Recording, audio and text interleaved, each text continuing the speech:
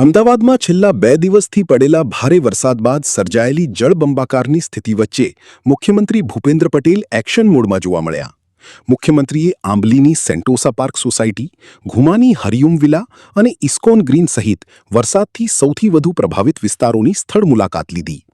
મુખ્યમંત્રી ભૂપેન્દ્ર પટેલ જાતે જ વરસાદી પાણીમાં ઉતરી નાગરિકોની વચ્ચે પહોંચ્યા, તેમની સમસ્યાઓ જાણી અને સમગ્ર પરિસ્થિતિનો તાગ મેળવ્યો. તેમની સાથે અમદાવાદ જિલ્લાના પ્રભારી મંત્રી ઋષિકેશ પટેલ પણ ઉપસ્થિત રહ્યા. શું કહી રહ્યા છે પ્રભારી મંત્રી ઋષિકેશ પટેલ, આવો સાંભળીએ. 2 ઝોનમાં સૌથી વધારે વરસાદ અને ટૂંકા ગાળામાં પડ્યો. બાકી જગ્યાએ પણ ખૂબ સારો વરસાદ થયો છે.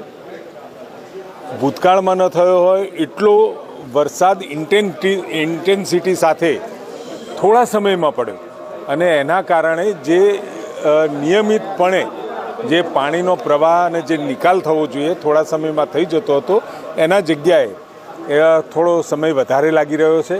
પરંતુ અત્યારે એએમસી, મેયરશ્રી, એમની ટીમ, વહીવટી અધિકારીશ્રીઓ, તમામ લોકો પંપની સાથે જે પણ કોઈ બાકીની આનુષંગિક વ્યવસ્થાઓ ખૂબ સારી એવી કરી છે. ખૂબ બ્રીફમાં આજે મિટિંગ થઈ, અમે બ્રીફલી એમને સમજાવ્યું, આખો વિષય પણ મૂક્યો છે અને ઝડપથી લગભગ 7 સુધીમાં, આજે અત્યારે વાગ્યા છે 2, લગભગ 6 વાગ્યા સુધીમાં મોટાભાગના વિસ્તારોમાંથી પાણી ઉતરી જશે.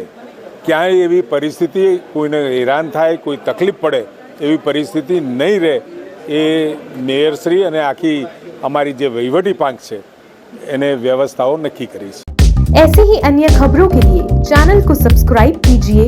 खबरों का नोटिफिकेशन पाने के लिए बेल आइकॉन को जरूर दबाएं.